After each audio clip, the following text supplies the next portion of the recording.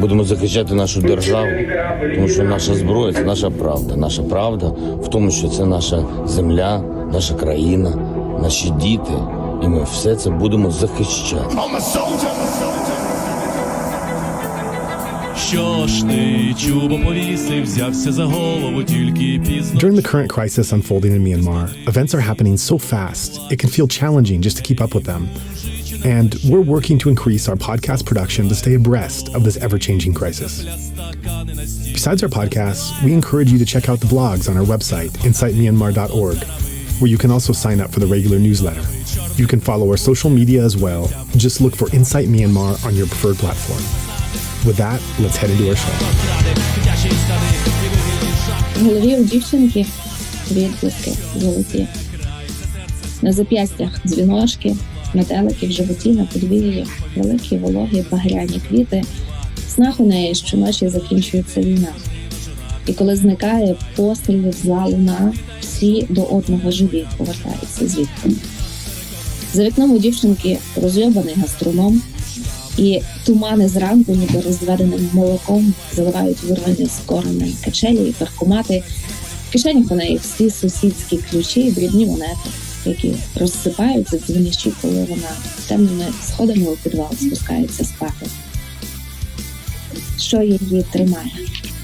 Стрічечки, ланцюжки, фотографії, на котрих ще живі і молоді батьки, глибина коріння, пам'ять минулого теплу шкіру. І голуби, ніби янголи, злітаються до її вікна і старанно береже її все те, що береже вона. Все, у що вона так безнадійно вірить. And here's the translation by Emily Channell-Justice.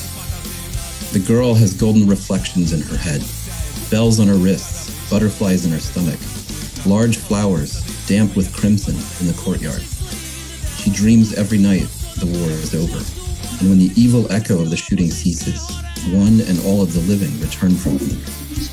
Outside the girl's window, a shop lies in ruins as the morning fog pours like watery milk around uprooted swing sets and parking meters. The neighbor's keys all jingle in her pockets, and small coins spill when she descends the dark stairs to the basement to sleep. What sustains her, ribbons and chains, pictures of parents still young, still living, the roots of memory running deep in the warm skin of the past. Doves, like angels, flock to her window. Everything that she cares for her attentively. All these things that she believes in so hopelessly.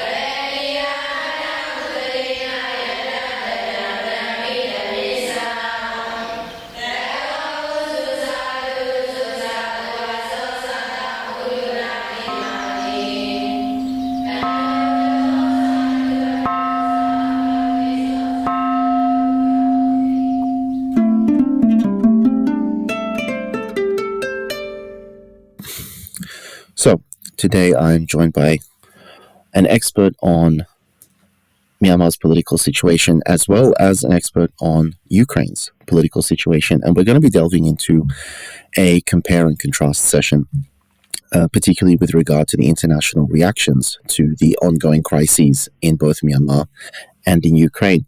So, Hunter, I'll start with you. Can you introduce yourself and just give us a brief overview of how you think the international community has responded to Myanmar's crisis? Sure. Thank you for having me on the podcast. It's a pleasure to be here. My name is Hunter Marston. I'm a PhD student at Australia National University, where I work on international relations of Southeast Asia. My background is more specifically in Myanmar civil society. I first traveled to the country in 2010, doing research for an NGO based in Thailand, and then returned in 2012 for a short fellowship in the U.S. Embassy. And I studied Burmese language throughout graduate school at the University of Washington, and continued to write about Myanmar. And more recently traveled back to the country in 2019, studying fake news, disinformation, and the 2020 election. I think I will sort of leave my own background there, but looking to the situation in Myanmar and the international community's response to the February 2021 coup, I think we could note a few things. The Western condemnation was swift, was relatively univocal, and the sanctions that came into place, while impressive, were probably insufficient to change the junta's calculus and its grip on power.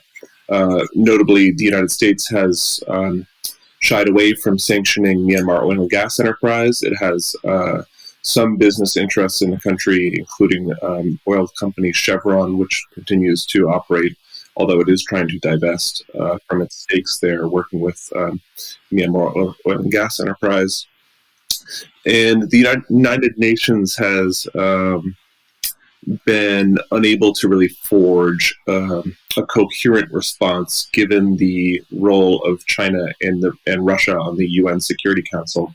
So the UN General Assembly has passed resolutions advocating a non-binding arms embargo, but at the level of the Security Council, we haven't seen any concrete action that would actually hamper the military's hold or ability to control the country and to expand sanctions beyond sort of the EU, UK, US, the usual list there.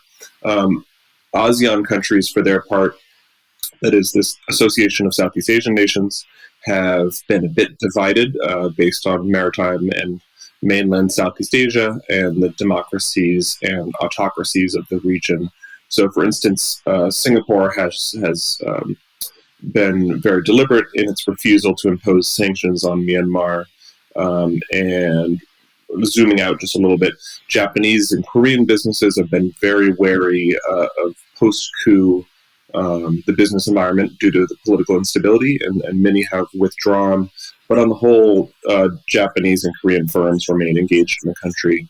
And China, probably Myanmar's most important partner, has essentially adopted a hedging strategy.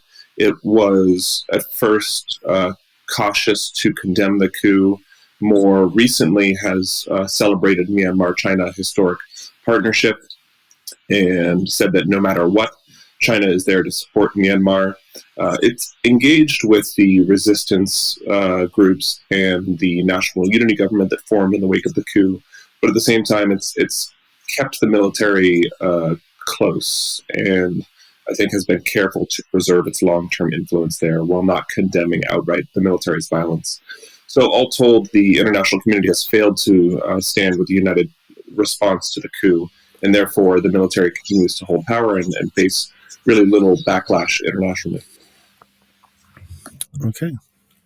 So thank you for that. And I'll move now to Emily. Same thing, if you could introduce yourself and give your overview of the international community's response to the invasion of Ukraine. Yeah, thanks so much for having me. I'm happy to have interest in this discussion because I think it is really striking, the shift in responses. So I'm Emily Channell-Justice. I'm the director of the Temerty Contemporary Ukraine program at the Harvard Ukrainian Research Institute. By training, I'm a sociocultural anthropologist. I've largely worked on protest movements and activism in Ukraine. My dissertation research took place in 2013 and 2014 during the Euromaidan protests. So at that time, I was looking at the phenomenon of self-organization, so kind of how ordinary people were working together to fill the gaps left by the Ukrainian state, which was at that time incapable of meeting people's needs in various capacities. My more recent research has been on internal displacement. That has been a problem or an issue for Ukraine since 2014, since the war began.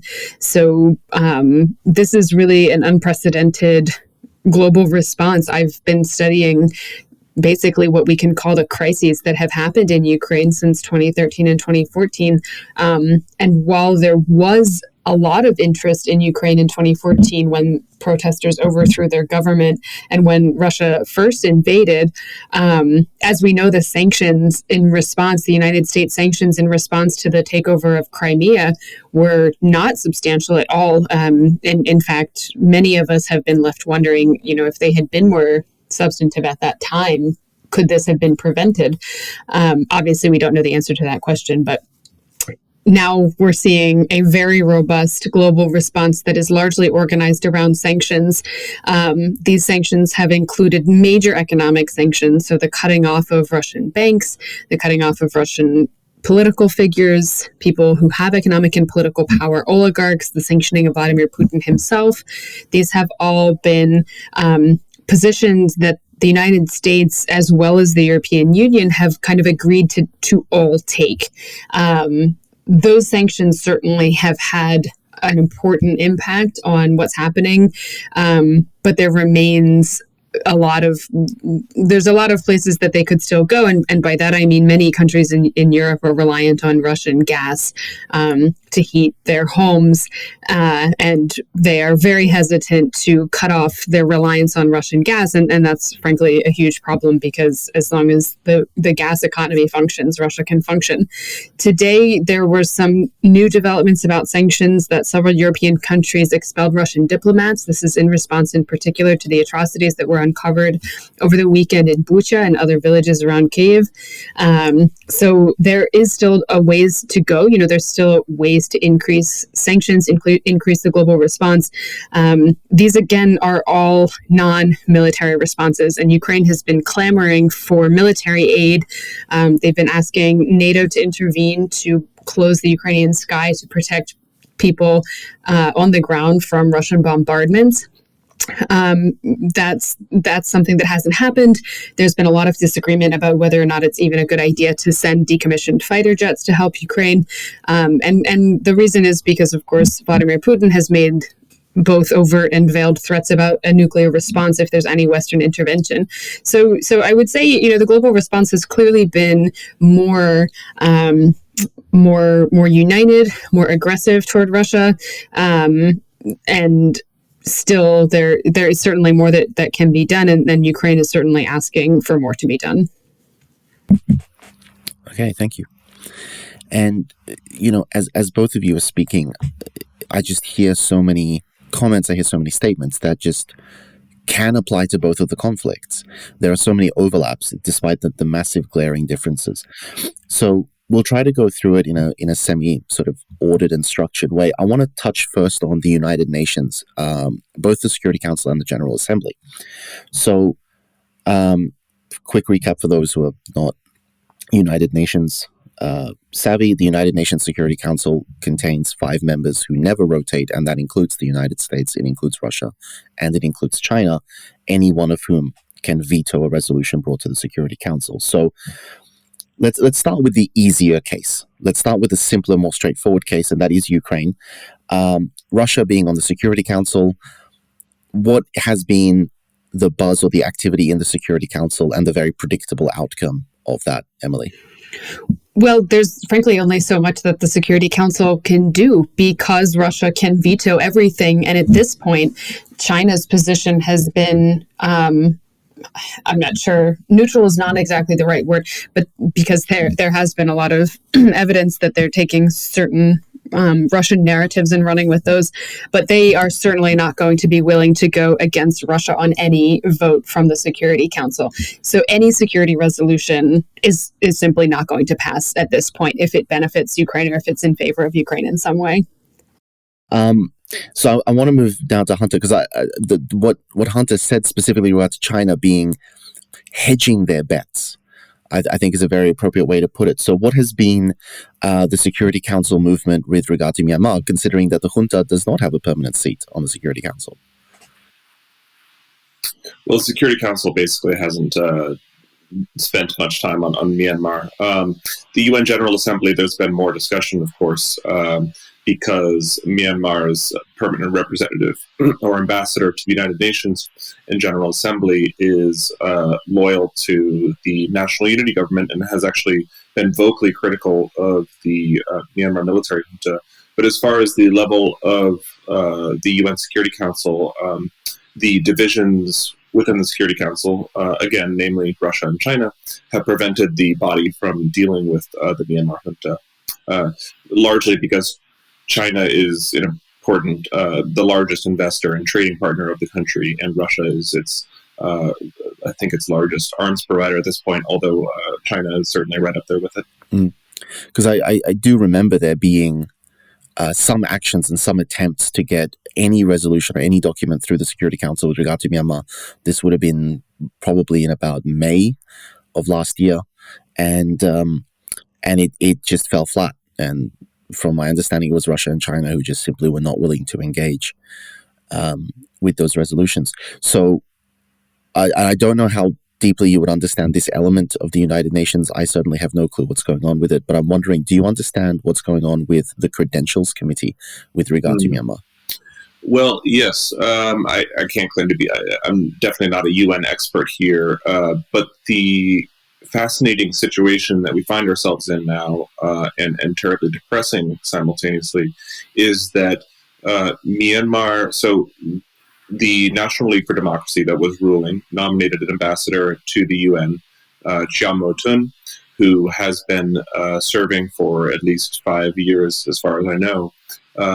When the junta took over, they didn't immediately go to change over their entire foreign service. That extended to ambassadors in the UK and the US who have taken independent stands to criticize the military.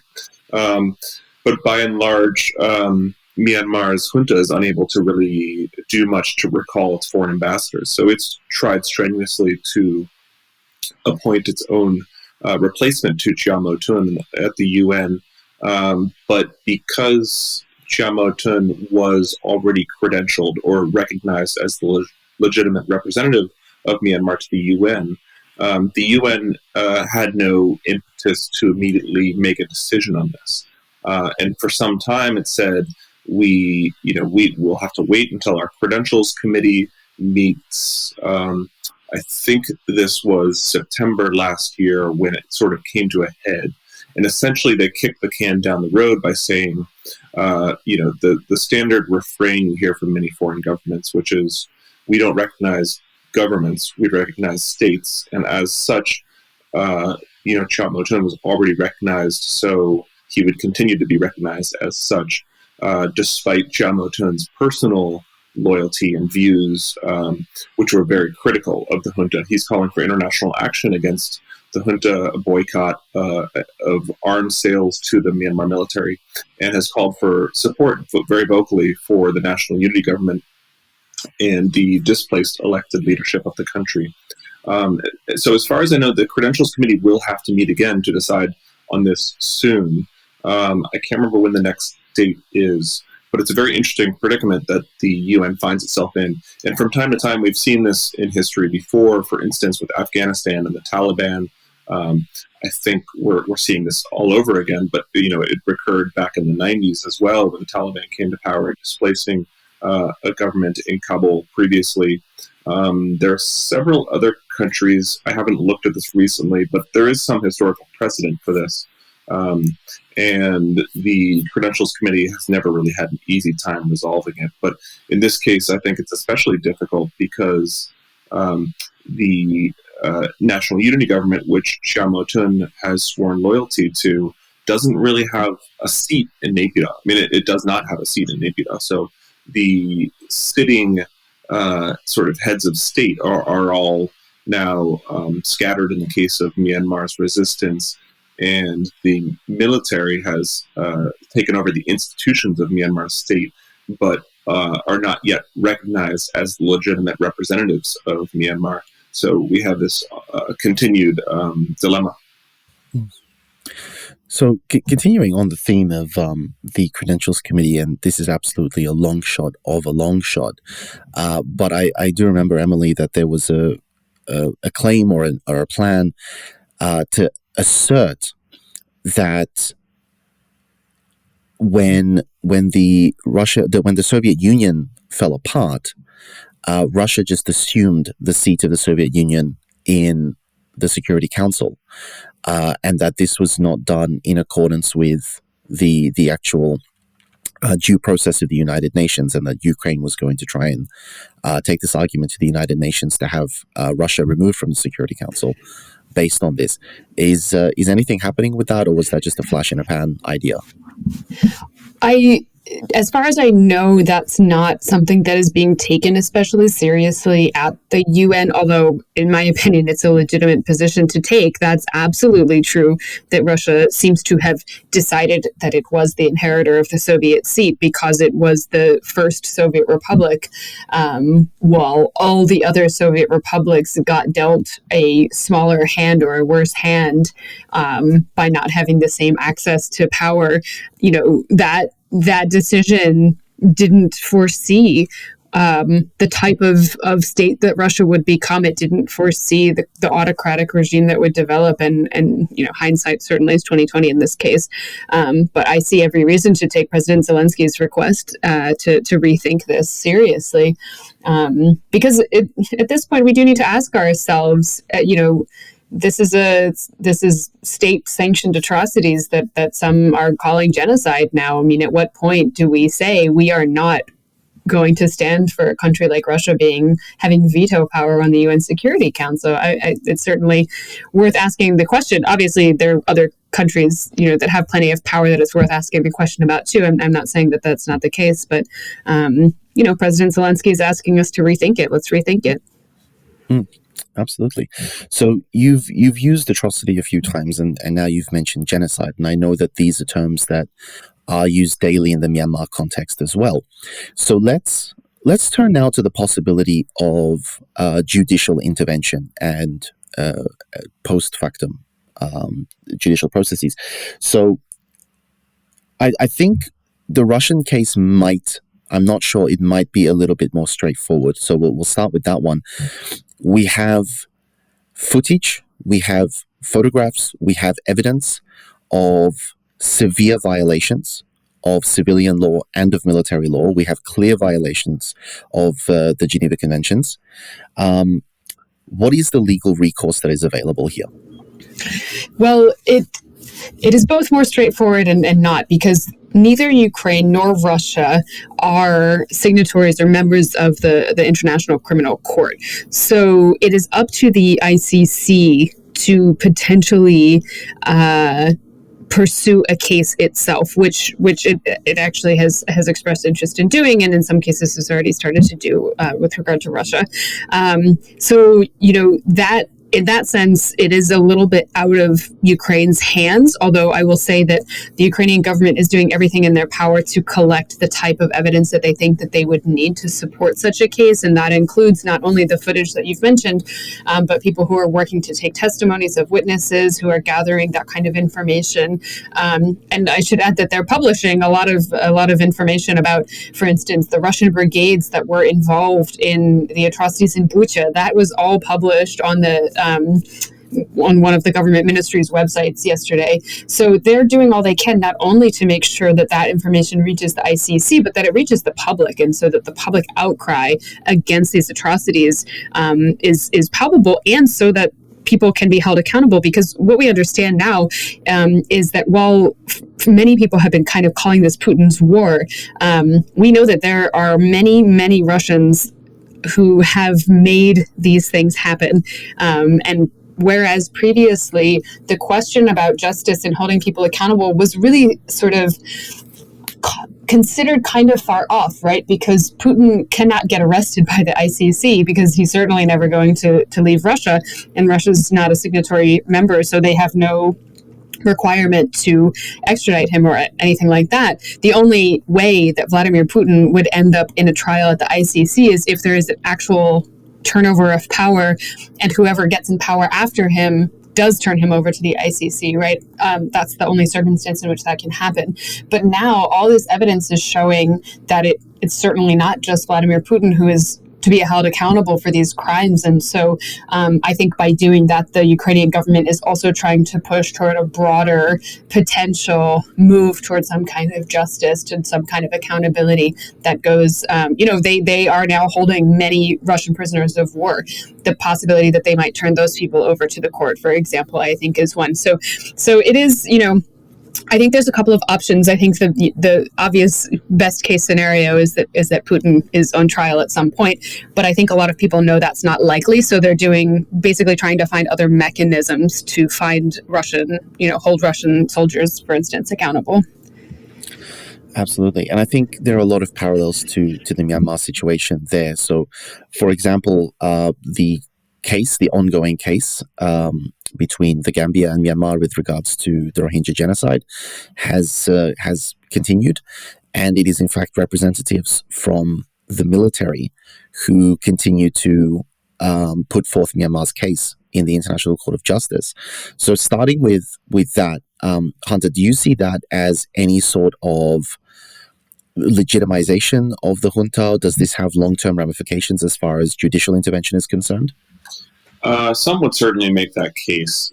Personally, I guess I'm not enough of an expert on international law to say one way or the other.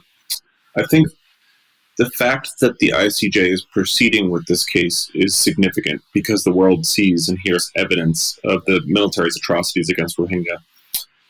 But of course, the military has continued to deny that any genocide took place and has essentially been accusing the international community of bias and having political motivations for these charges, and has also tried to very bizarrely link the Gambia's case to the OIC, or the Organization for Islamic Countries, in some sort of global conspiracy theory.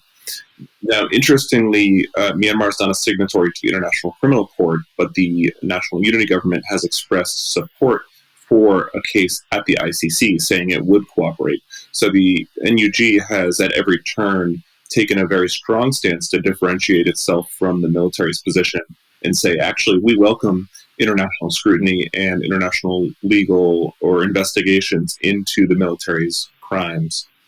So there are potential avenues that would grant the NUG further legitimation or even outright recognition by international bodies that are willing to work with it on such investigations. But so far, the ICJ case has continued to operate with the military's representatives who are defending themselves from these charges, which essentially is in line with, ironically, with Aung San Suu Kyi's defense at The Hague previously, in which she denied the military's atrocities and really took a pro-military stance.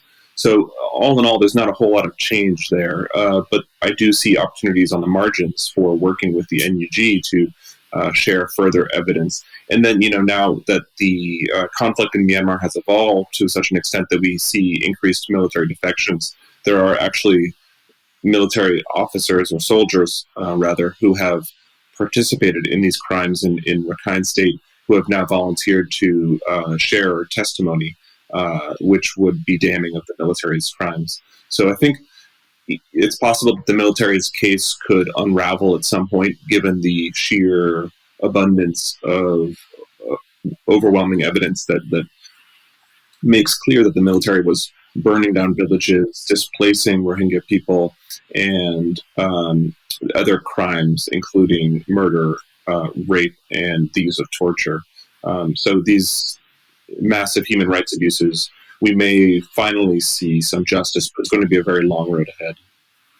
Absolutely. And I know that even in the Myanmar context, where we have somewhat less direct sort of evidence, Dr. Sasa, for example, of the NUG, has since very early days of the revolution been documenting, and has served as a sort of collection point for a lot of people's testimony, for a lot of people's videos and photographs, and any type of evidence that they can provide for these atrocities. But I find it interesting that I understand that Russia is not a signatory to the Rome Statute. That did not come as a bombshell, but neither Myanmar nor Ukraine is a signatory to the Rome Statute. So is, in the Myanmar context, Aung San Suu Kyi's historical ties to the military and her continued desire to project herself as having that strong connection to the military the cause for Myanmar never signing? That's an excellent question. I could too, because certainly there were opportunities. I mean, of course, 98. So, if you look back at the years of military dictatorship under the SLORC and SPDC regimes that preceded Aung San Suu Kyi's eventual turn in power from 2016 to 2021, I suppose there were opportunities, you could say, for Myanmar to sign on. It makes a lot of sense for me that Myanmar would not sign on to the Rome Statute, given, for one, that it continues to use landmines against its own people. There are numerous reasons why the military would want to avoid ceding any ground to international investigative bodies to interfere in what they see as their internal affairs and their sovereignty. Of course, Aung San Suu Kyi had an opportunity to sign on to the Rome Statute in her more than 5 years in power, if you count her parliamentary role since the by-elections of 2012. However, I see there are larger, more deep-seated and cynical motivations at play here.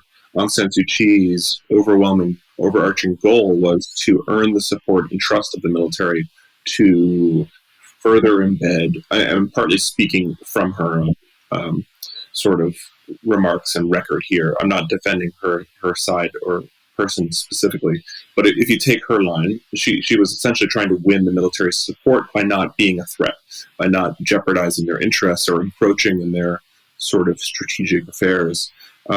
So avoiding signing the Rome Statute could be conceived as one such way to say, present herself as not a threat to the military's interests. I find that persuasive, but it probably wasn't a priority for the government at the same time. I think the NLD government was focused on rebooting the economy and continuing limited privatization and anti-corruption measures after decades of military rule and continued military rule essentially under the USDP and even NLD years under the 2008 Constitution. So I think it makes sense why Aung San Suu Kyi wouldn't sign on to this statute, but at the same time, I wonder if anybody had ever actually put on her desk sort of, a briefing about the Rome Statute in the first place, saying here's a good idea or this is something to stay away from. It probably wasn't even discussed. Okay. I mean, that's, there's that old adage, never ascribe to malice what can be ascribed to stupidity or laziness. And it does hold true. So, but possibly, yes.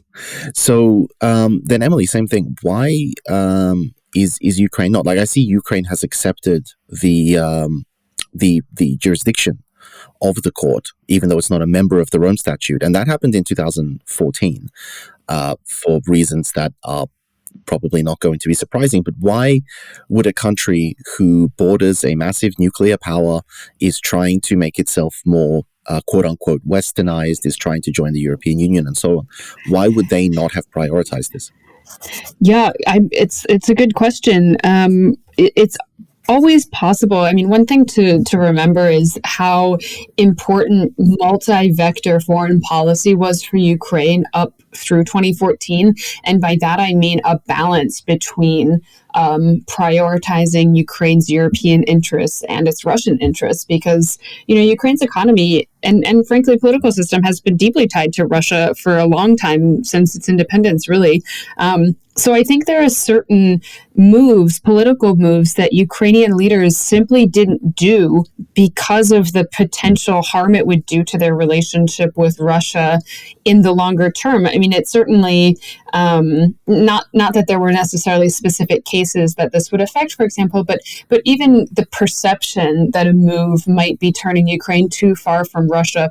Ukraine's political leaders were always very careful not to do anything that would antagonize Russia, simply because economically they've been so reliant on Russia. So I that would be a guess, but again, it's hard to say, and we also know how many different political interests have often been involved in Ukraine. It hasn't. The governments have rarely been unified enough to make this a platform that everybody could get behind. For example, there's too many different political interests, too many oligarchs who have some hand in what's going on. So I don't know if stupidity or malice again in this case, but it just probably didn't necessarily seem relevant or seemed potentially too antagonistic to Russia to be worth the risk. I mean, that absolutely makes sense. Although, once again, this feels like a policy of appeasement, which then comes back and hurts us later down the road. Right. Which how did we guess? Nobody really guessed that. I mean, and I think it's also important to remember that Putin for a very long time also saw Ukraine as an important partner. So, and it's only just very, very recently that he has come out with this rhetoric of Ukraine doesn't exist and shouldn't exist and isn't a state. Previously, he's fully recognized Ukrainian independence. So, there's also that balance to consider. There was never any motivation to reset that balance, I guess, and a move like signing onto the Rome Statute might have potentially thrown off the balance. Fair enough. So let's turn from the full international scale down to local organizations. So let's do a side-by-side comparison here once again. So on Ukraine's doorstep, we have the European Union and we have NATO, which contains most of the European Union as well as most of North America. How has the response been, recognizing that Ukraine is not a member of either, although would like to be? How have these two organizations responded to the invasion? Well, the European Union has been a pretty interesting response. We've seen a kind of effort to fast track Ukraine's membership to the EU that Poland has been a real advocate for. However, we do also know that Hungary has indicated that they would veto such a move, and Viktor Orban's re-election on Sunday pretty much secures that. The EU has been reasonably supportive. One of the reasons is because Angela Merkel is no longer in power, and she was certainly somebody who prioritized Germany's relationship with Russia because of gas. And there's been a big shift in the past couple of months in Germany's position here because they have been a big problem for Ukraine over the past few years, simply because they they were treating the Nord Stream 2 pipeline, which would allow Russian gas to be delivered to Germany, bypassing Ukraine's pipelines. They were treating that pipeline as a commercial deal and not a political one. And the Ukrainian position was that this is a huge disadvantage for Ukraine's security, which was true. And Germany's had to reverse that. And so I'm using Germany as an example here because they are an important voice in the European Union. But I would say that that response of Ukraine's immediate neighbors, and Poland in particular, which of course is a member of both the EU and NATO, it's been really interesting because Poland has been so immediately responsive in opening their borders to refugees, which the number of refugees as of now is over 4 million, and over 2 million of those have gone to Poland. That's a huge number of people. So the EU has really, they've suspended the need for documentation for Ukrainian refugees. The citizens of most European countries have mobilized really rapidly to help with humanitarian aid. So those things, I think, are really significant do they change Ukraine's potential to join the organization? I'm not really sure that they do. And as far as NATO goes, it's sort of a similar thing, right? NATO countries have all actively condemned the Russian invasion, but because of the nuclear threats that Putin has made, they're all very hesitant to do anything more substantive than that. Although NATO has shored up troops in the Baltics, which is very, I don't know if that's significant necessarily, but the Baltic states are, of course, one of the later groups of countries to join NATO. Those are also post-Soviet countries. They also have much to fear from a Russian invasion. And as we know, countries like Finland and Sweden that have never really, in the post-World War order, they've never really prioritized joining NATO, and here they are considering it really seriously. So this has really caused, I think, a reassessment of what the organization of NATO is and what it does, because it previously was never, it hasn't been put in this situation really, in terms of a major, global crisis with an active antagonist, a clear, obvious antagonist in this case, who himself has used NATO expansion as an explanation for his own actions. So in that sense, it's really forced NATO to sort of have its own existential experience. What is this organization? What is it supposed to do? And what is its obligation to a country like Ukraine that clearly wants to be a member, would not have become a member in a decade or more if this had not happened, and now is at the forefront of protecting the entire European Union from a Russian invasion. Absolutely. And so let's then turn to the equivalent, which would be ASEAN's response. And one of the key differences, of course, Emily, as you pointed out, Russian gas, there's a huge economic incentive. And canceling Nord Stream hurts the Russians, but it also hurts the Germans. So we have, a strong economic incentive as far as the European Union is concerned to try and preserve ties with Russia. Do we see any equivalent of that, Hunter, in Southeast Asia? Is there any economic incentive for these countries to support the junta? Not nearly on the same level. So Myanmar's economy is far smaller. Thailand and China both import natural gas and oil from Myanmar, and China to a larger extent relies on or has wider interests in Myanmar's extractive industries, including timber and mining. But I don't think any country is dependent on Myanmar's exports or its resources.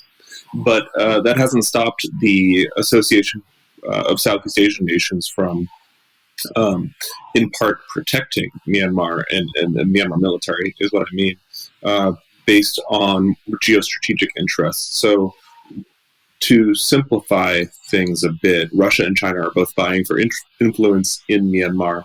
But then the authoritarian countries of Southeast Asia, including Thailand, which is a neighbor of Myanmar, and even now India, which is not a member of ASEAN, but next door on the west, have both adopted a sort of realpolitik partnership defending the Myanmar junta and maintaining cooperation with the Myanmar military in the case of India, based on geostrategic interests. In India's case, that's largely not due to economic reasoning, but because Myanmar's military has helped India's military to eradicate separatist forces in eastern Nagaland and within Myanmar's northwestern frontier. So the military cooperation has been essential to both militaries' counterinsurgency operations. And again, India is competing for influence with China. It doesn't want to see a Chinese-dominated Myanmar, and therefore, over the last decade, has invested significantly in the military relationship as a way to sort of counter China's influence. And India has sent representatives to Myanmar's military parades, and India's naval chief has visited Myanmar as well, and India has even given a submarine to Myanmar's navy. Not sure what that will be used for. Can't really see many practical uses for it, but I think it's emblematic of the larger strategic relationship and the importance that India has placed on Myanmar as a partner. So let's look at India for a little moment here, because if we're talking about Nagaland and we're talking about the northeastern parts of India, many of the regions in Myanmar which border India are not at the moment functionally under the control of the military, or if they are, it's only a partial type of control. Chin State is very much not allied to the military. Kachin State is very much not allied to the military.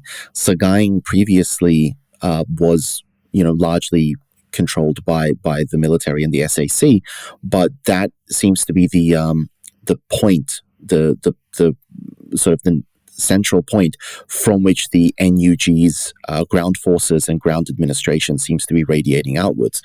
Would those developments affect India's interest in pursuing a policy with the SAC as opposed to the NUG? I don't think for India the question of who has control on the ground in those regions is affecting decision-making in Delhi. But it certainly influences India's perception of the general instability or stability emanating from Myanmar. So you mentioned Chin and Sagaing State.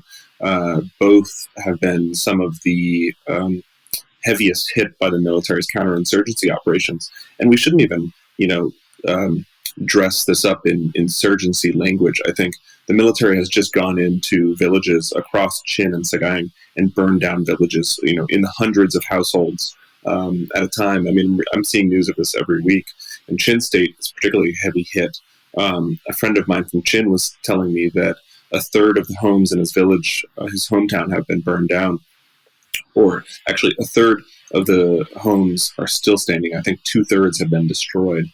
So the military has just laid waste indiscriminately to civilian residences across Chin and Sagaing State. And that's really fueling prolonged resistance against the military. So you've seen the Chin Defense Forces and People's Defense Forces groups emanating from Sagaing and Chin have been some of the strongest actually in putting up a resistance at any cost, at great cost to the Myanmar military. And at the same time, you've seen hundreds of thousands internally displaced in Chin State, as well as thousands fleeing across the border into neighboring Mizoram in India. And interestingly, the state of Mizoram and local politicians, this is really reflective of India's federal democracy, federal union, and decentralized nature of the country's politics, because the state of Mizoram has actually been very relatively welcoming to refugees flowing from Chin State into India, despite the Modi government in Delhi saying essentially we have a zero tolerance policy for such refugees, saying we won't accept further refugees coming from Chin State. Yet Mizoram has been, offering up some resources to protect those displaced by Myanmar's conflict. So you see a bit of a center-periphery divide even within neighboring India's reaction to Myanmar's conflict. Wow. And so let's look then to the actual sort of states of ASEAN. So we're getting very mixed responses. My understanding is, we've got the foreign minister of Malaysia, who seems to be very open to interaction with Dawes Maong, who's the head of the NUG's Ministry of Foreign Affairs, while simultaneously we have, I think it's Praksakon from Cambodia, who seems to be pushing for more engagement with the junta and more acceptance across ASEAN from the junta. So what's going on internally in ASEAN? Yeah, I think you've really hit on the crux of it here. So, as I said earlier, one way to look at this division is between mainland and maritime Southeast Asia, although that's rather arbitrary to say it's based on geography, which it's not. Some of the democracies, and I wouldn't really include Malaysia as much of a democracy. It's a functioning democracy. I guess it has a parliamentary system, but it's fairly authoritarian in nature.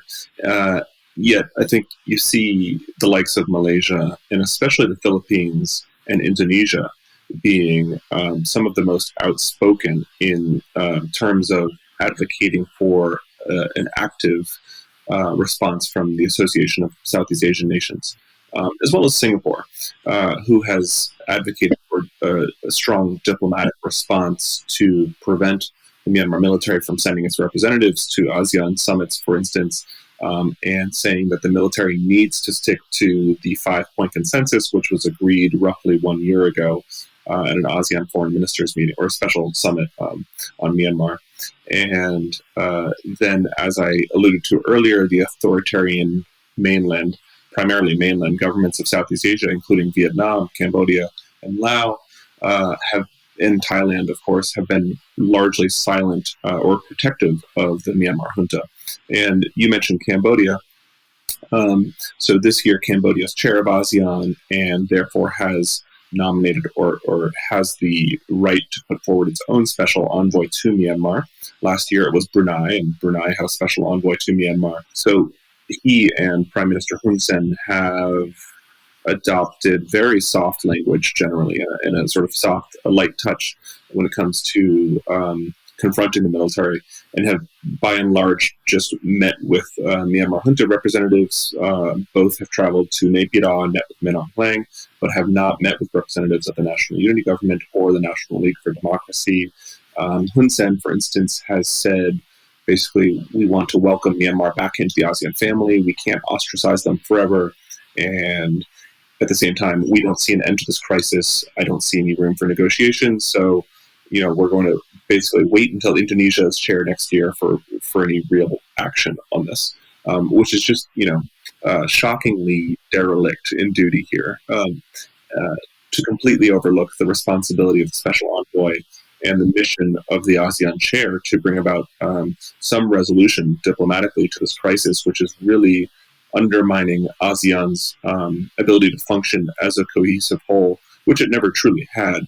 But this time it's really an existential issue for ASEAN, because ASEAN has been unable to decide which government to recognize and has barred the military from sending representatives to high-level meetings. They're still welcome at lower-level summits or fora within ASEAN, more programmatic and technical meetings. But this crisis is really undermining the international community's perceptions of ASEAN as a credible institution and a body that is capable of governing its internal affairs.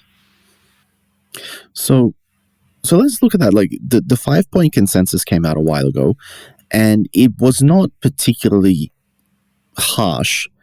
It's a little bit vague. And then on top of that, it hasn't really been changed or updated since it originally came out. And yet we're still seeing, people being murdered every single day. We're still seeing more and more evidence coming out of atrocities in Myanmar. So ASEAN, by saying we want to stick to this, or ASEAN by saying we want to find a diplomatic solution, are they actually being pragmatic? Like, is there a way for them to diplomatically, politically resolve this situation, or are they just trying to sort of look like they're doing something without doing anything? Well, at this point, there are a few other roadmaps put forward. And the importance of the 5-point consensus stems from the fact that Myanmar's military and Min Aung Hlaing himself, commander-in-chief of the Tatmadaw, signed on to and endorsed this document, the statement that came out of the April summit last year in Jakarta. So the 5-point consensus calls for restraint and dialogue among all parties, for the cessation of violence, and for the nomination of a special envoy, which we have seen. So at least one step has materialized, although that took from April then until September for Brunei to put forward, or for ASEAN to accept Brunei's special envoy, Yusof Erawan, to Myanmar at the time. So the document is there in that it presents tangible steps that the military has agreed to, although Min Aung Hlaing has essentially invalidated that the day after he returned from the meeting almost a year ago. He said, they're suggestions, they're non-binding. We want stability and peace first before we can actually follow through on this path. And more recently has actually said, we refuse to negotiate with any terrorists. as his junta has alluded to the National Unity Government and various resistance forces across the country, thus undermining one of the key or central tenets to the 5-point consensus. So at this point, there's very little hope that the 5-point consensus offers a viable roadmap going forward unless ASEAN is able to enforce more coercive measures to get the junta to follow through on them as promised. So let's focus a little bit on this, because I'm really interested in, both in the Ukrainian context and in the Myanmar context, the value of dialogue and of negotiation. I know that there's some very interesting stuff going on in both. We'll start with the Myanmar context for continuity purposes. So looking at the Myanmar junta, dialogue and negotiation with them have historically not turned out well. They seem to follow a policy of exceptionalism, where rules bind others and can be used to punish others, but they can discard the rules whenever they would like to. And this was very evident, with Slork. This was very evident when they just sort of got up one day and decided, okay, the elections don't count. Like after the 1990 elections, when they said that by definition, we are in charge because we are the military. And while democracy is adorable, if you fail to elect the correct group, your democracy is invalidated ipso facto. Like, this seems to be a recurring theme. And so we saw, I think it was Christine Heiser from the United Nations calling on dialogue with the military in a move that was widely panned. Is there actual possibility of genuine outcomes from engaging with dialogue and engaging politically and diplomatically with the military, or will it only ever be a delay tactic for the military to win a strategic upper hand? Yeah, that's been a long-running debate in Myanmar, for the Myanmar sort of analytic community and diplomats alike. And there are, of course, parallels, which I'm sure Emily will touch on, with regard to the Kremlin and Putin's playing a skillful manipulation of the international community and delaying tactics, buying for time. So you mentioned the 1990 elections. That's one interesting parallel now, because the military, of course, has promised to hold multi-party elections in 2023, free and fair elections on its terms, as it says, unlike what it sees as the rigged 2020 elections, although there's no evidence of any electoral fraud, as the military has repeatedly alleged.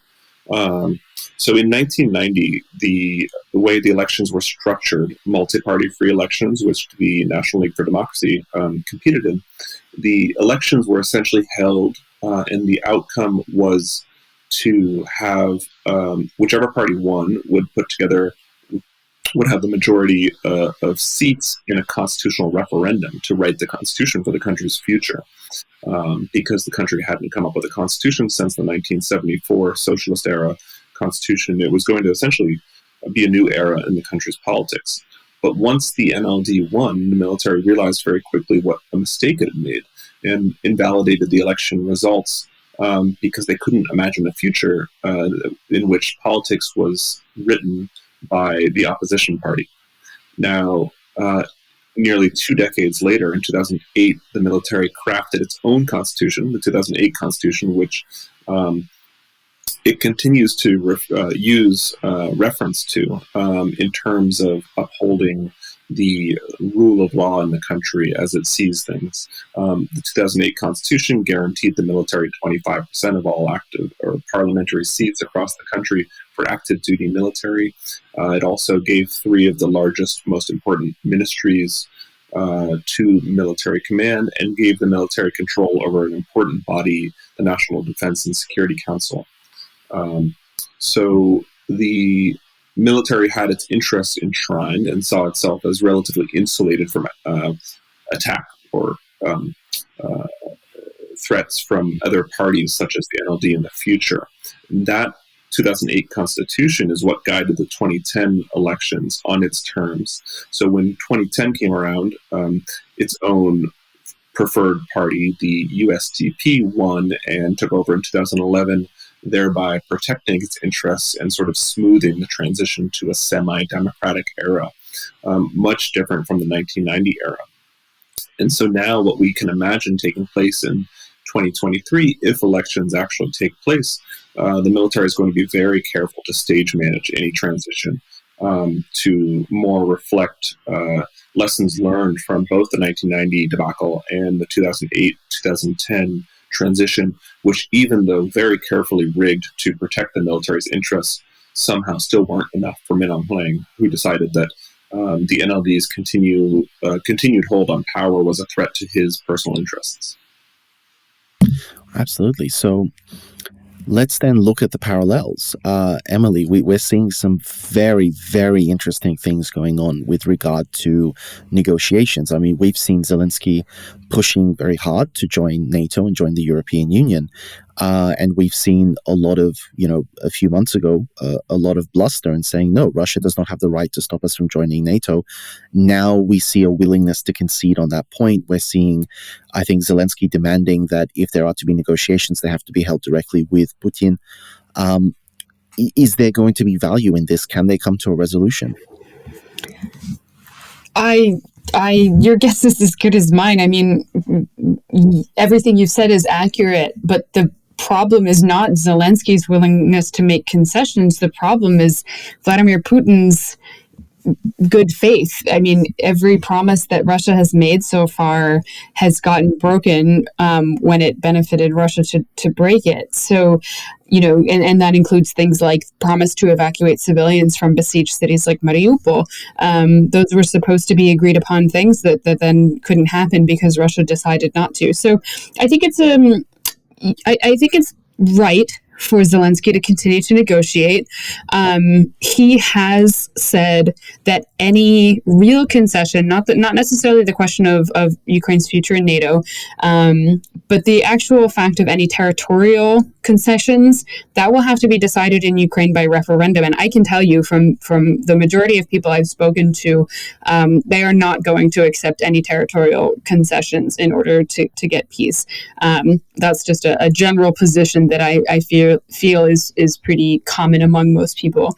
I think it's also important to just remind everybody that Ukraine has been neutral. Ukraine was not in NATO in 2014 when Russia invaded them in the first place. So Ukraine's promise of neutrality guarantees nothing. Ukraine was also, it gave up its nuclear weapons in 1994, according to the Budapest Memorandum, in exchange for presumably the protection of its security by the United States, by the UK, and by Russia. That has also been violated. So Ukraine is in a position where the onus seems to continually be on Ukraine to continue to negotiate. But why on earth would they negotiate with any of the current actors? None of those actors have shown themselves to be interested in preserving Ukraine's sovereignty, no matter what they have promised.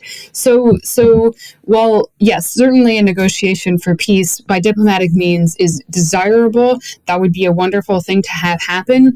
But who can Ukraine trust at this point to make sure that does happen?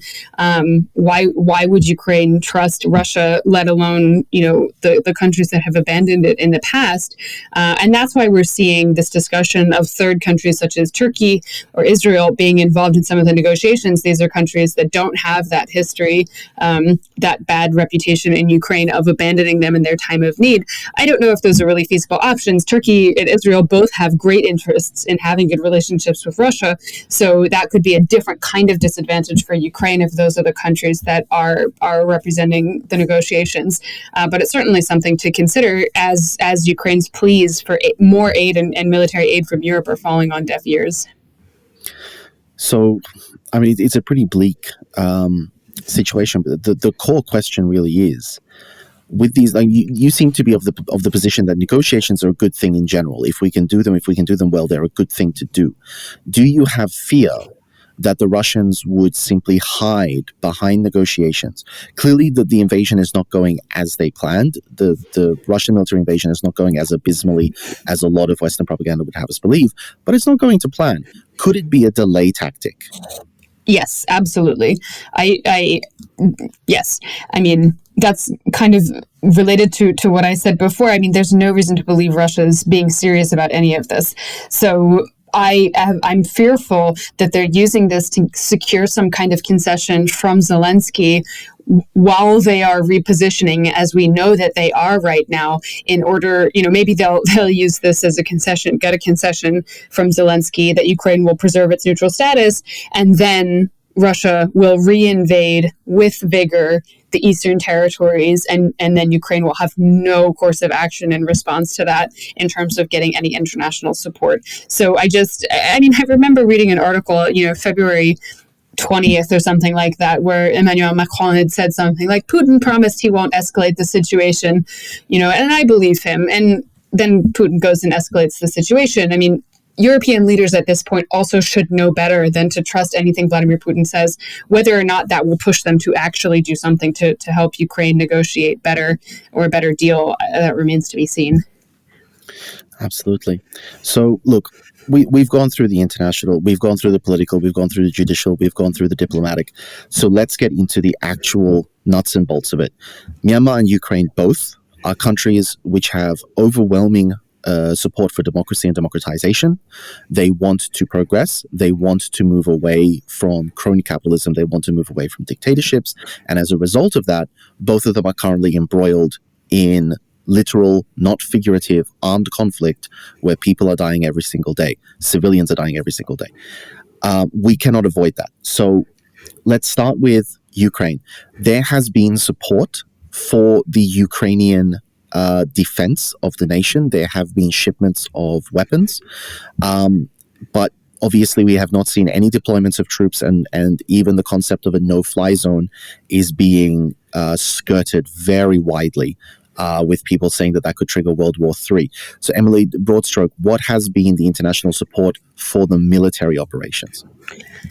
So far, well, we really, to answer this question, we do have to go back some ways, because it's one of the things that one of the reasons that there hasn't been, I think, a huge response to support Ukraine with more troops and more equipment is because many countries have been helping Ukraine's military reform since about 2015. And that has been some actual equipment that we know of, but that's also been with training. That's also been with, for instance, Ukraine received large shipments of drones that nobody knew how to use them. So people are being trained to use drones. We've seen that those have been really, really effective against the Russian incursion. So there's different ways. The military aid for Ukraine's military isn't a new conversation. It's been on the table for years, and the different the different levels of commitment that the United States, for instance, has shown, yes, Ukraine is asking for more actual substantive military equipment right now, but we can also argue that the United States' commitment to training and updating the capacity of Ukraine's existing military since 2015 has been equally as important, if not more important. I guess we can't say more important than actual military equipment, but it has been essential in Ukrainian military's success that is absolutely unexpected, especially by the Russians, who don't seem to know how effective that training was. And then as far as the territorial defense units and other kinds of volunteer militia groups that in some places are serving as military units, for instance, in Mariupol, it's territorial defenses that are responding in addition to the Ukrainian military. And then in other places, those territorial defense units are working with things like evacuating civilians from places that are besieged. The response has been largely crowdfunded.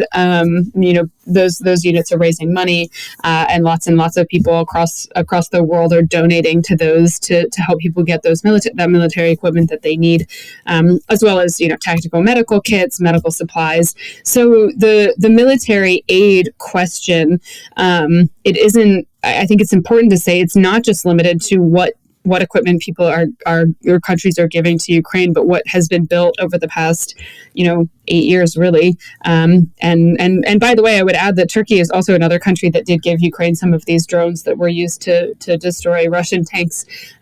So again, just going back to the question of where does a country like Turkey lie in this conversation about negotiating for peace or any kind of settlement in Ukraine, they've certainly got different interests as well, and they've shown different positions in the past. I mean, that's it's sort of oddly opposite considering Turkey's role in the missile crisis that in turn precipitated the Cuban Missile Crisis. So it's back to old times in some ways. Yeah, and the other thing that Turkey has got a kind of interesting peripheral role here is that Turkey actually has made clear that the fate of the Crimean Tatar population that was displaced from the Crimean Peninsula after the Russian invasion and annexation, Turkey is very concerned about that. That was an important ally for them. That has been seen as one of the reasons that perhaps Turkey would take a more Ukrainian side, because the Ukrainian government has long given the Crimean Tatars more political autonomy. And I'm sort of just waiting to see how that one plays out, because I think that position is very interesting. That's fascinating. So then, Hunter, let's turn to Myanmar. Now, obviously, a very different situation. Ukraine, we have an armed military with Ukrainian, flags on their shoulders. In Myanmar, we've seen the development of the Myanmar military through Russian imports and Chinese imports and eclectic purchases across the world. What sort of support are we seeing for whether it's the EAOs, the pre-existing ethnic armed organizations, or the PDF groups, People's Defense Forces, that have formed since the coup?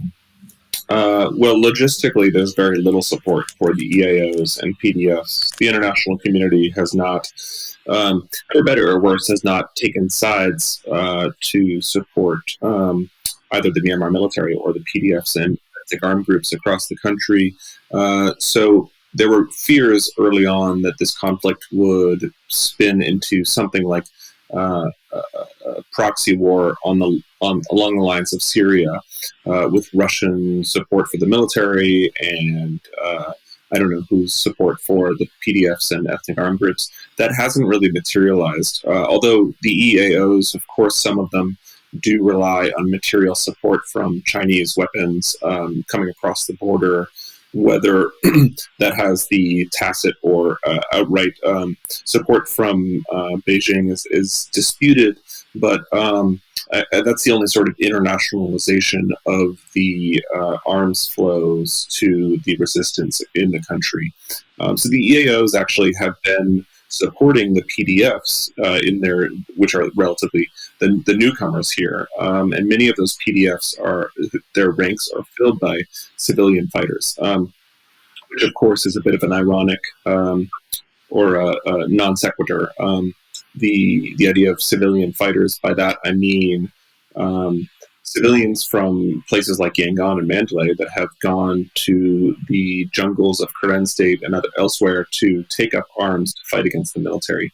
And some EAOs have been more willing to give training and weapons or allow collaboration with these PDFs, which remain, relatively loose-knit across the country and reliant on training and weaponry from these EAOs, which don't have formal partnerships with the PDFs.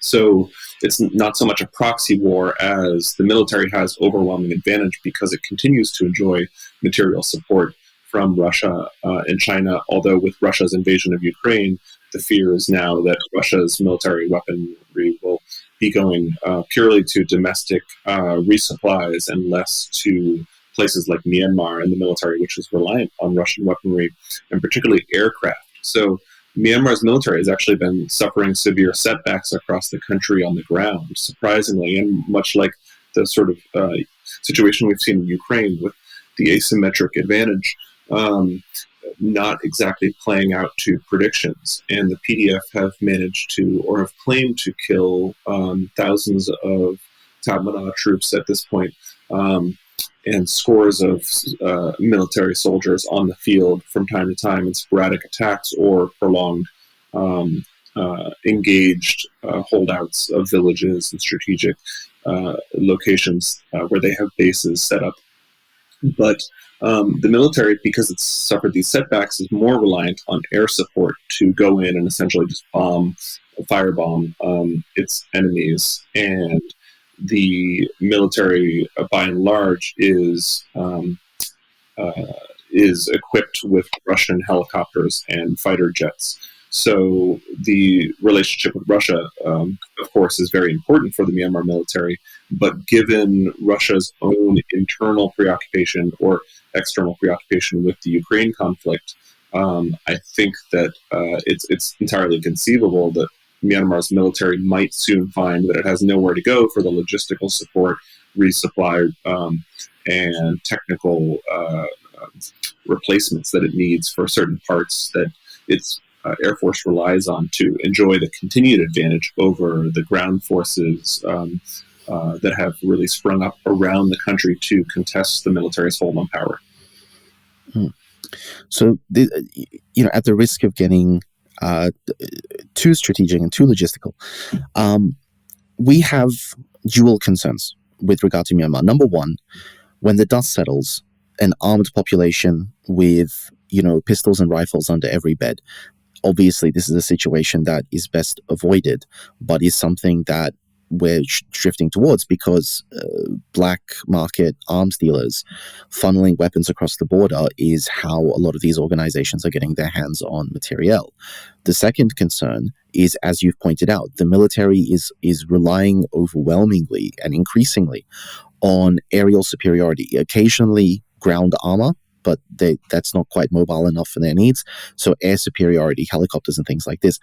In an ironic return to previous conflicts, including Russia, we're seeing the Mi-35 Hind, the same basic helicopter the Russians used in Afghanistan. And this could be an excellent opportunity to provide the Myanmar people with things like Stinger missiles or javelins, because those, A, are used once and then discard. They don't contribute to a growing stockpile of weapons in the nation. And number two, they can actually start making a dent. Mi-35 goes for about $36 million brand new. A Stinger missile nowadays goes for about $120,000. So it could be an economic dent as well as a materiel dent. And I believe that we have seen shipments of these types of weapons to the Ukrainians. Why do you think there's no interest in delivering these to Myanmar? Well, I think, for one, Myanmar's conflict is less understood. There are over a dozen different armed resistance groups within the country. These conflicts, many of them date back to the independence of the country in the late 1940s. And the conflict is also, it's far away from Western capitals and the likes of the U.S. and NATO countries, but at the same time, I think there's a fear, which is legitimate, that arming various resistance groups would only exacerbate conflict in the country and lead to sort of a new Cold War type proxy battle on Asia's mainland, which could easily spin out of control in unpredictable directions. Well, and of course, the ethical concern is that contributing weaponry will only prolong the fight and lead to greater civilian deaths, which I think is a major reason you see put forward for the hesitancy to arm Ukraine against Russia as well. So I just wanted to ask Emily about that point. Is how much is that playing into the discourse with regard to giving weapons to the Ukrainians? Because there certainly has been flow of weaponry.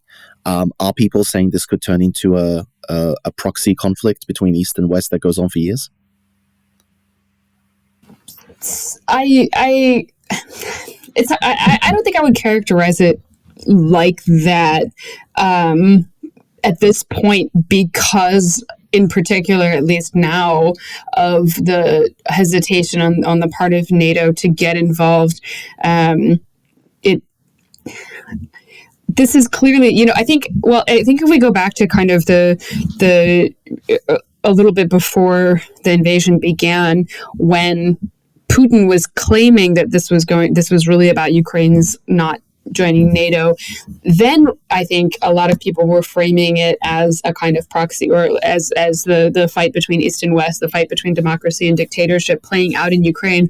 Now it seems much more clear to most of us that it was always about Ukraine's right to exist at all, and that Putin will clearly stop at nothing to stop Ukraine from existing. So I mean, maybe in 5 years from now, we'll look back and see it as the beginning of a, as a proxy war that developed into something worse. I'm not sure. I think right now, while we're in the heat of it, there's too much to, there's too many uncertainties in terms of how this will play out in the long term that to really be able to say for sure how it's going to unfold. I wouldn't rule anything out at this point. Okay, so I want to just now move to the final sort of broad area that I want to explore, and that is the reasons that we're viewing these conflicts so differently. I mean, that throughout this, we've seen so many similarities between the two conflicts, so many similarities in terms of their political histories and ongoing armed conflicts within the nations. So with regard to Myanmar, we're just not seeing as much outrage. We're not seeing the outcry. We're not seeing the passion. With regard to Ukraine, we've seen, as you said, Emily, you said 2 million refugees have now gone into Poland alone? That's right. That is absolutely obscene. Those are refugee numbers we saw from the Iraq invasion fleeing into Syria. We're talking about massive movements of people, and they're being welcomed largely by the Polish people. Correct? That's right. I've heard a lot of people who have studied both humanitarian situations and Poland before show a lot of surprise about this and suggest or suspect that this hospitality is going to run out. So, we'll see how long it goes. We'll see. There's also a lot of indication that Ukrainians who have left don't intend to stay for very long. They would like to return back to Ukraine. So again, we're in one of those situations where there's so many moving pieces that it's hard to say what the long-term response is going to be and whether or not what's happening now is really sustainable. Okay. And so that notwithstanding, that issue, most of the European Union, most of Europe itself, up to and including the United Kingdom, all the way at the far end of the continent, seem to be very welcoming, with the possible exception, obviously, of Hungary, and Orban has been called the traitor of Central Europe by Poland, traditionally a longtime ally of Hungary, but fortunately, Hungary is a reasonably small player in all of this, so the impact is not huge. By contrast, though, refugees coming out of Myanmar are having a very difficult time obtaining refugee status. The prospect of return is not great at the moment, and many of those refugees have to cross the border into predominantly Thailand illegally, where they have to pay massive bribes to be given any form of documentation, and or they run the consistent risk of being arrested and being forcibly repatriated. So again, we're seeing a huge difference in the international response. Does this come down to, Hunter, a difference in how clear the evidence is for crimes and atrocities in Ukraine versus the evidence for crimes and atrocities in Myanmar? That's possible. I think by and large, conflicts and humanitarian crises in Southeast Asia still don't really trickle outwards to the mainstream media and general international awareness like a European conflict will. And this coup caught many by surprise and gained international headlines for weeks and perhaps months, but slowly faded from the radar as the American disastrous withdrawal from Afghanistan gained headlines, and other world crises, now Ukraine, have cropped up. Personally, to compare Ukraine and Myanmar, I'm heartened by the international support for Ukraine and condemnation of Russia's invasion, but surprised actually at the sort of pathos and how much passion it's aroused around the international community. And I'm disappointed but not surprised by the lack of sustained attention on Myanmar's crisis, because it's extremely dire. The country's taken a giant leap backwards economically. People are starving, and the World Food Program's unable to deliver food and emergency relief supplies to places like Chin State, where the conflict is raging, and the military is essentially holding people hostage to starve. And it's an incredibly sad situation. But then again, the likes of the New York Times and Washington Post, the mainstream media in the United States, and even in Australia, where I am, much closer to Southeast Asia, it's just never really featured prominently or shown a spotlight on Asia's conflicts. I mean, around the time of the Rohingya crisis and the genocide that was taking place, there was some great investigative reporting being done with photos and documentary evidence of the military's crimes against humanity. But when it comes to the coup, I think you see, Myanmar netizens have been very engaged online, using Twitter and Facebook to promote awareness of their cause and the suffering in the country. But I think with Ukraine, you just have a level of digital activism that far surpasses that. You have, for instance, a Signal, which was created by two Russian expatriates and Ukrainians, really selling their cause online, or at least connecting with the international community in a different way. I think partly that's just because geographically, Southeast Asia is relatively, I don't think isolated is the right word to describe Southeast Asia's geography, given how central it is to the sort of global flow of commerce and the connection of the Pacific Ocean. But at the same time, for some reason, Western audiences just aren't as concerned or preoccupied with these sort of faraway conflicts taking place in Southeast Asia. And, maybe they're exoticized a bit. We hear about drug lords and, trafficking and rare species and people fighting in the jungle. And it's just sort of more along the lines of the Vietnam War and distant conflicts, and not connected to as viscerally, perhaps, as the front lines of Europe, and which bears all the hallmarks of a world war or world war histories. But I don't really have a good way to explain why people have not taken up Myanmar's cause to the same extent. So we'll look at a couple of things. So one thing I want to look at here is, Emily, how is the information coming out of Ukraine? Are we looking at, what would be the split between state media, foreign media who are operating within Ukraine, and private citizens who are just recording things on their phones and uploading it? I'm not sure what the official split would look like. I think there's a distinctive split in terms of Ukrainian language sources, of which there are some that are, public, like the sort of public radio. And then there's also the Ukrainian government sources that are reporting a lot, and they're translating a lot into English. And then there's independent media sources in Ukraine that are doing a lot of reporting in Ukrainian. And then in addition to that, there's independent sources within Ukraine that publish in English, and namely here the Kyiv Independent. That's a crowd-funded independent source that has had reporters on the ground, that they're the reporters who used to write for Kyiv Post, who split off from that. And so they already have a great infrastructure of information sharing. And that's also in addition to large numbers of foreign journalists who are covering things on the ground as well.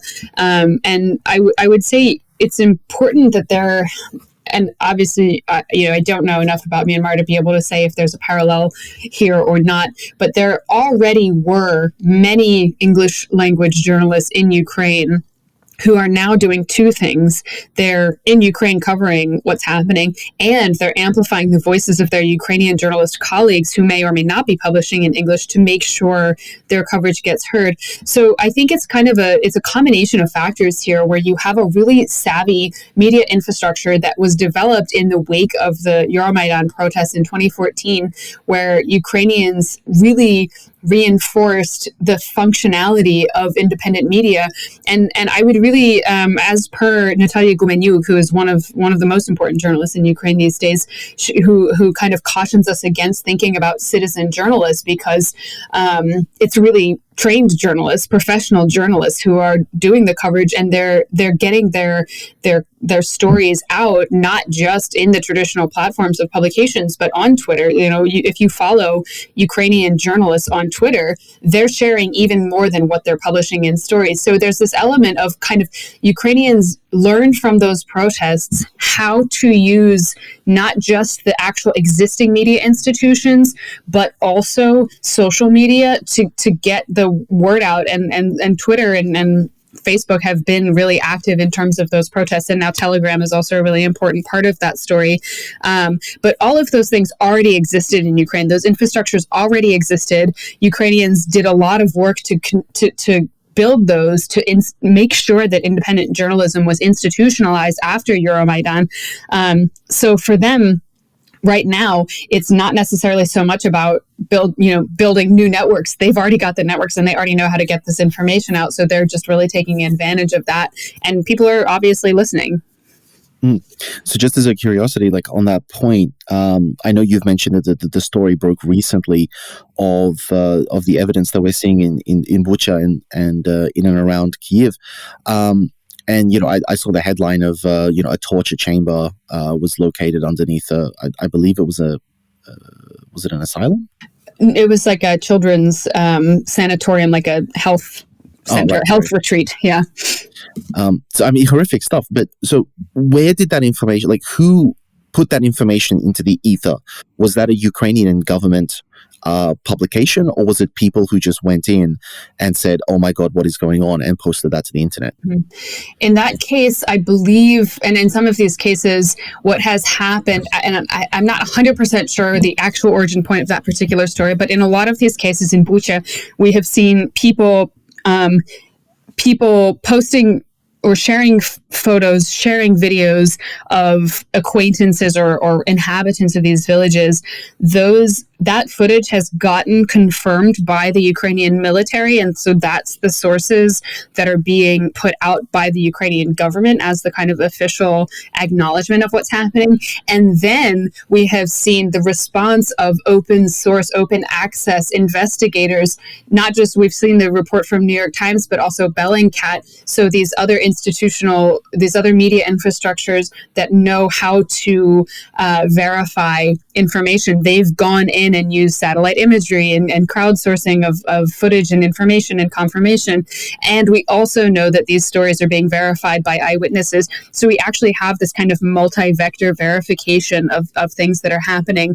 And the Ukrainian government right now, I would really give them, really commend them on really doing their due diligence as much as they can to make sure the information they release has been verified so that they're, taken seriously, because they understand the stakes. When they're claiming that something has happened, it is essential that that thing that they're claiming is true, because any holes that can be poked in their story are going to absolutely be exploited by Russian propaganda narratives or Russian state media.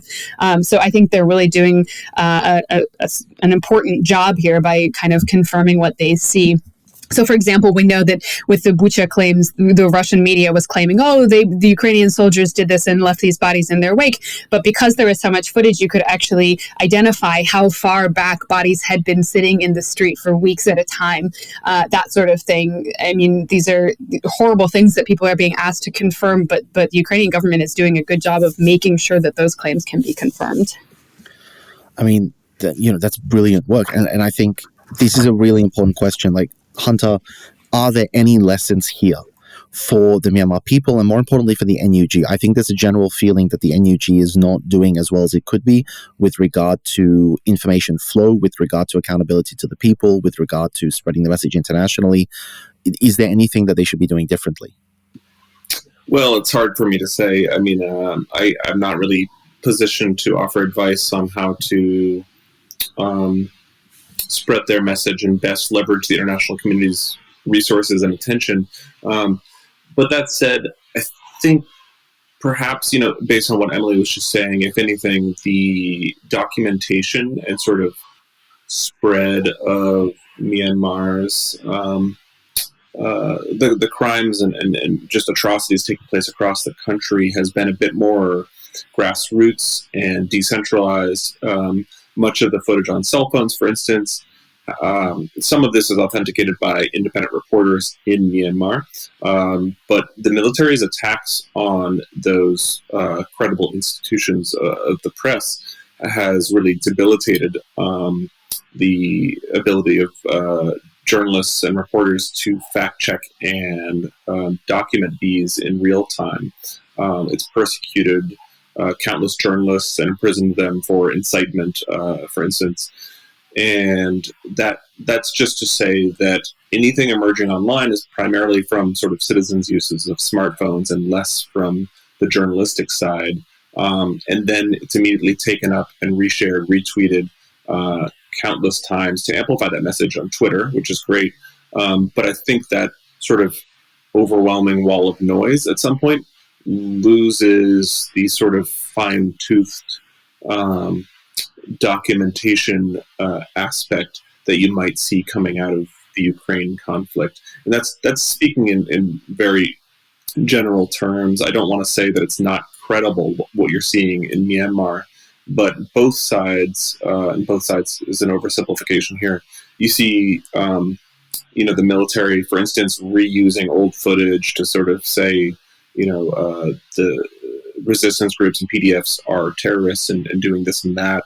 And that muddies the waters to a certain extent, because then you don't know how much footage is real or what's not coming out of this conflict.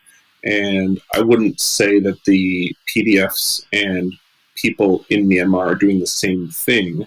But when everyone's sort of shouting and posting photos and videos to try to say the other group is committing mass atrocities, it's really difficult to separate out what's authentic and what's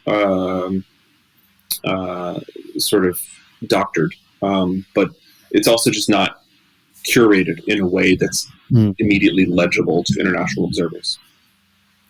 I mean, I think that's a very fair criticism. I think it's something that needs to be looked at. It seems to be much more well organized and centralized, at least on the Ukrainian half. So let's turn to this big question, and that'll probably be the last thing that we delve deeply into, because I am conscious of everybody's time.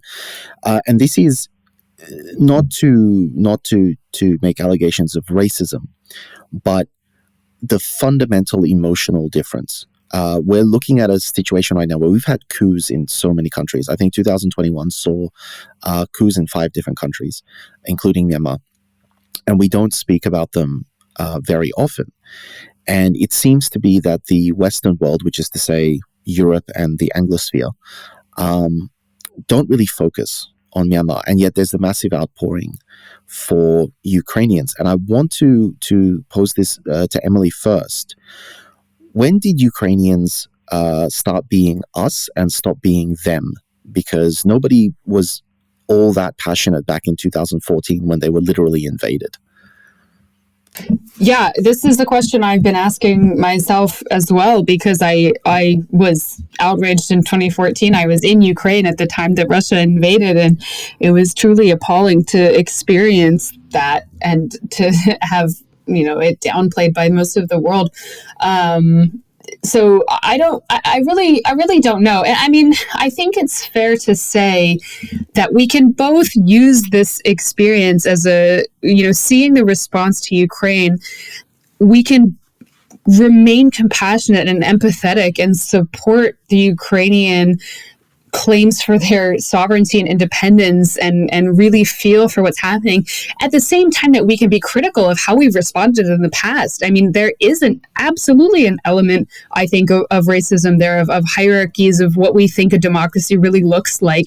Ukrainians are largely, and certainly not universally, but the perception of Ukrainians is that they're largely white and Christian. The refugees streaming across the border are mostly women and children. There's a certain, I think, likeness that people can feel, and you can feel that feeling and also recognize that past responses to crises have been inadequate. So we can hold both of those feelings at the same time. And it's odd, over the past 8 years, it's been difficult to get people to care about this war that has been happening. And it hasn't, there's a perception that it's a civil war or that it's a cold, frozen conflict or something. That's not true. I mean, this war has been going on in Ukraine for 8 years. There were casualties all the time. soldiers being killed all the time, and yet it's much more obviously dramatic at this point. Certainly, the invasion that happened on February 24th is at a different scale than the previous one. I don't want to downplay that, but I also think, to be honest with you, the perception and image of Vladimir Putin as a person plays into this as well, because this guy has been in power for 20 years. We have known him as the significant and sometimes villainous figure throughout history. And now he's done something that completely crosses a line, but also completely confirms what Ukrainians have been saying about him for so long and what a lot of us have been saying about him for so long. So some of the empathy, I think, also comes from that it's very easy to point out who the bad guy is in this scenario. Russia invaded Ukraine. That is absolutely supposed to be unacceptable in the 21st century, in the post-World War II era, in the post-Cold War era. And so to some extent, I think it's also just a kind of clear, knowing who has done the violation that makes people more sympathetic to Ukrainians. Whether they'll continue to see them as us after this, again, I don't know. I certainly have felt that there was always a hierarchy, a kind of European hierarchy, where Ukraine was kind of not considered quite Europe, no matter how European people identified themselves as. So that's that to me has certainly been kind of a surprise. And so, by contrast, obviously, Hunter, you've spent the majority of your time looking at Myanmar. Have you seen any change or any shift, both with regard to the way that the West views Myanmar or Asian people in general, or a shift with regard to the way that the Asian community views Myanmar? Well, for the Asian community, the ASEAN family, so to speak, I think I'll just start there.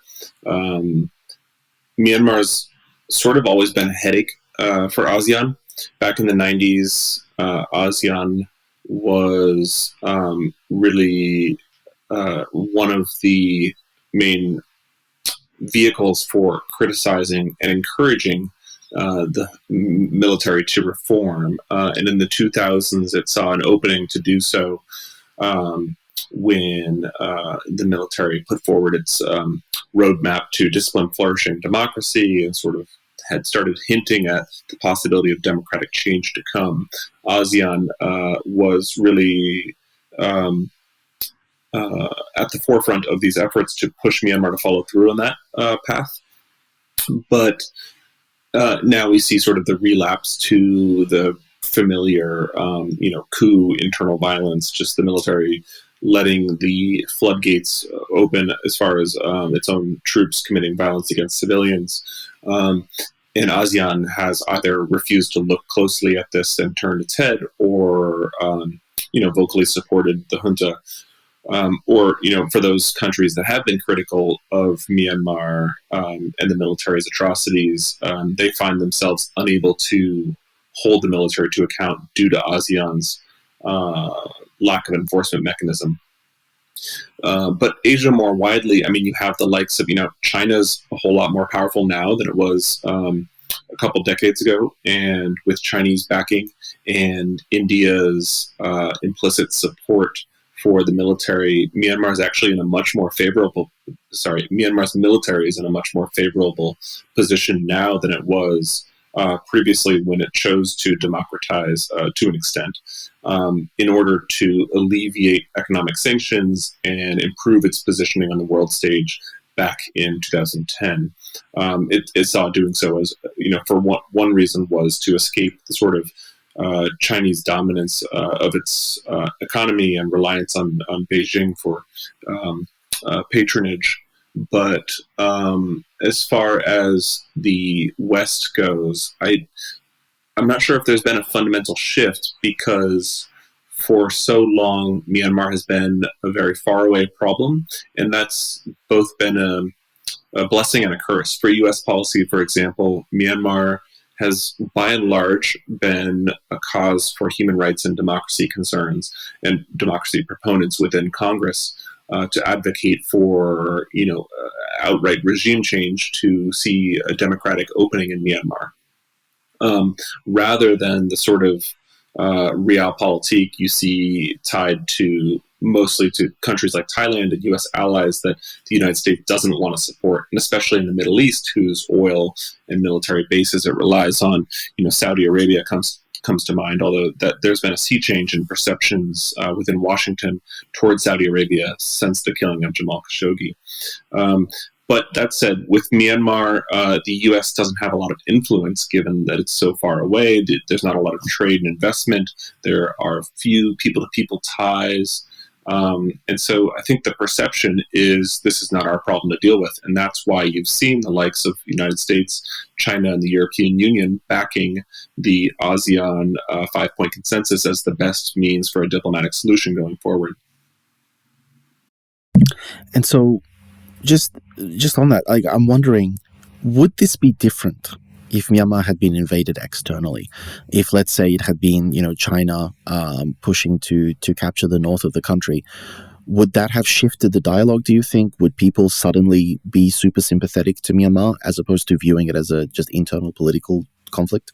Yeah, that's an interesting hypothetical. I think absolutely, at least in Washington, in this era of great power competition and overwhelming focus on China as sort of the preeminent national rival. For instance, there's a lot of attention on Taiwan as a potential, next Ukraine. There's a lot of speculation on whether China will draw lessons on Russia's invasion of Ukraine and decide that they can indeed launch an armed invasion of Taiwan to reclaim what they see as part of their country, much like Russia and Putin see Ukraine. I'm not going to really touch on whether that's a viable scenario. I don't personally think it is. I think, if anything, China's probably seen the fierce international response to confront Russia over this and probably drawn the opposite conclusions. But that said, I think the simplicity of a scenario like another state, such as China, invading Myanmar would probably be an easier message to sell domestically. There's been a lot of support for Vietnam, for instance, as far as U.S. partnerships in Asia go, blossoming because of the fear of the China threat. And that's an easier story to tell, that China poses a threat to this little country on its doorstep, then there's this military we don't really understand. It's got all sorts of nefarious business interests, and it's once again taken over political power, but it already sort of had political control, and it's just so complicated, it's impossible to sort of sell it in an elevator type speech. It sort of really speaks to the value of narratives and good guy versus bad guy stories. Unfortunate, but true. So look, I'm very conscious of everybody's time, so we'll probably start wrapping it up here. I want to thank both of you for coming on. This has been fascinating for me, and I hope it will be for our audience as well. And thank you for bearing with me as we sort of navigate this new format. This is not something that we usually do, but I think it was fruitful. But when we end, we like to hear the thoughts that you want to leave the audience with, something that you think the audience should know or should at least ponder going forward. So I want to start with Emily, if you have any final thoughts on this discussion. Yeah. Well, thanks. First of all, this has been so enlightening for me to just think about, think through the questions that you've been asking and I don't know, thinking about how little we all know once we are so focused on our own context. So, I think this comparison is really fruitful. I think, just in general, this unfortunately, I think is going to be a long or somewhat prolonged, hard to see what's happening. I think the main thing for people who are listening who are unfamiliar with the context of Ukraine to just keep in mind is make sure that you are reading verified sources. There is such a deep infiltration of Russian Kremlin propaganda, not just narratives, but tactics that are designed to draw people's attention away from things that are actually happening. And it's really important to not not get taken in by this alternative way of basically this Kremlin tactic of trying to turn you. It's a kind of dividing technique, right? There's so much support for Ukraine, so Kremlin tactics are to amplify stories, for example, of racism at the border to for African students who are fleeing Ukraine, for instance, amplify those stories so that we all start to question whose side we should be on. It's not to say that those things didn't happen. It's just to say, think about how stories are getting told and which narratives are being prioritized and why. And I think it's, that information war is a real front of this war that's happening. And all of us can make individual choices to find good and correct information. And I really commend the Ukrainian journalists who are covering the stories, the international journalists who are covering the stories, correctly and compassionately. And with the help of Ukrainian colleagues, I think we're in a really unique situation in terms of the information sphere, what we can know for sure, and what narratives we are sharing ourselves from our comfortable chairs in the United States or in Australia or in Europe. I think we all have to kind of think about where we're positioning ourselves and how we're contributing. But honestly, fighting the information war is something that all of us can do. And so I think I would just encourage anyone who's listening to just make sure that you are fighting that on the right side. Okay, thank you for that. And Hunter, turning to you now, do you have any thoughts that you would like the audience to consider going forward? Well, I think Emily's points were very cogent and eloquently expressed, and I think they apply in many ways to Myanmar's case as well. But I don't want to repeat what she said. So I would just say, with regard to Myanmar, I hope that listeners don't forget the tragic situation that is continuing to unfold there. Things are not improving. In fact, they're getting worse. And don't look away. There are numerous other crises in the world. And the Russian invasion of Ukraine has impacted global food supplies around the world. But that also affects Myanmar and actually makes Myanmar's crisis even worse. And so how can we support that? Look for international organizations, nonprofits to give to, but also, for policymakers in the likes of Washington, I would say there is no reason to continue to avoid sanctioning the Myanmar oil and gas enterprise. And I think anyone who cares about what's going on in Myanmar and wants to stop the military from continuing to commit crimes against its own people should be pressing their legislatures to advocate for sanctions against Myanmar oil and gas enterprise, which makes up nearly half of the junta's foreign exchange income at this point, over $1 billion per year, an important source of revenue for the military to continue doing what it does. I've already expressed how I don't hold out much hope for UN Security Council action or UN action in the first place. So that's why I'm calling for sort of unilateral how to support United States legislation. And on that note, there is the 2021 Burma bill, or the Protect Democracy in Burma Act of 2021, which is currently stalled before the U.S. Senate. Among other things, it calls on the U.S. to to engage with the Association of Southeast Asian Nations more. We could see the position of a U.S. special envoy for Myanmar. I think that would lend some momentum to any action to come, would be one important way of getting the ball moving. And I think that people should be writing their congresspersons to advocate for that bill's passage. And another sort of technical point, but the National Defense Authorization Act of 2021 also includes language on recognizing the National Unity Government and seeing that body as the legitimate representative of Myanmar and working to support Myanmar's democracy. So I think the tools are in place there for a stiffer U.S. response, and there's more that Western governments could do to have a more active role beyond purely economic sanctions.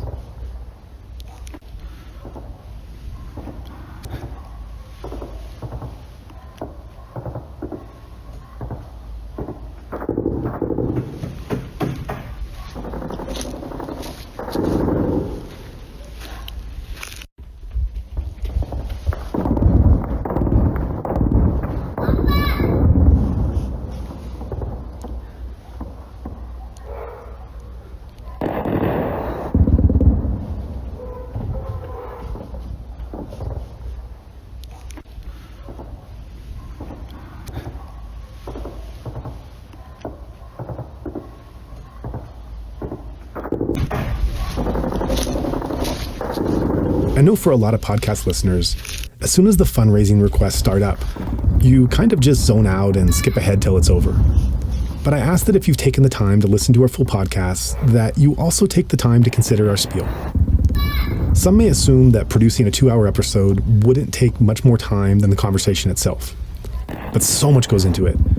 In advance of the interview, our content team reviews the biography and relevant works of the upcoming guest, and we discuss the best way to use our limited time together. After the interview is complete, the raw audio file is sent to our sound engineer, who shapes it into working order. A single episode can take several full days of solid production work in the studio, which is then carefully coordinated with our content team to ensure smooth listening. Further edits and post-production magic bring the eventual episode to your ears, along with extensive written descriptions of each interview, which we publish on our blog and on social media as well. Many of these steps require an outlay of funds in some way or another. We hope that each episode helps to inform you about the ongoing crisis, and if you find it of value, we also hope that you can consider supporting our mission. If you would like to join in our mission to support those in Myanmar who are being impacted by the military coup, we welcome your contribution in any form, currency, or transfer method.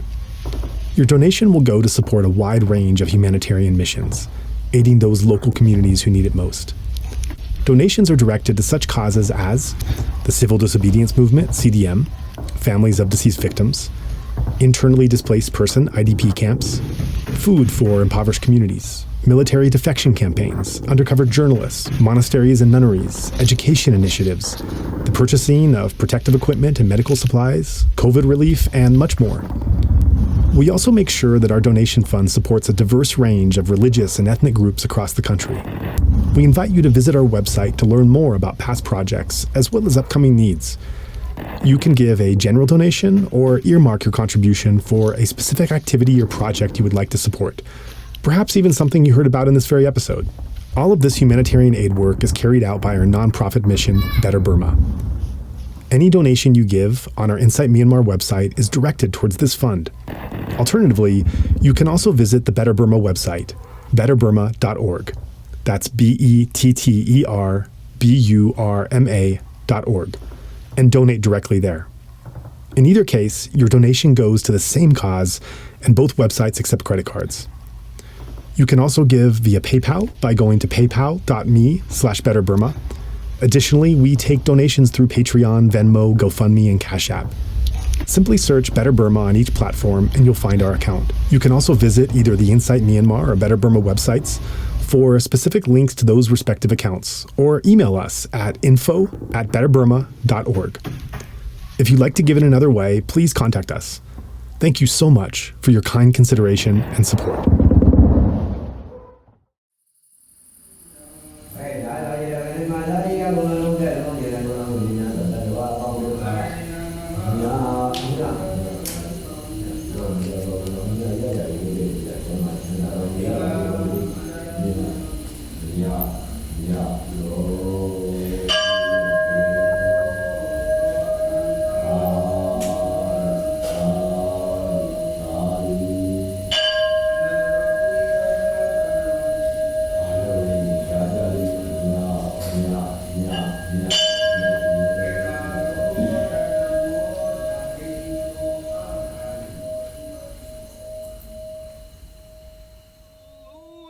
Червона калина похилилася, чогось наша славна Україна зажурилася.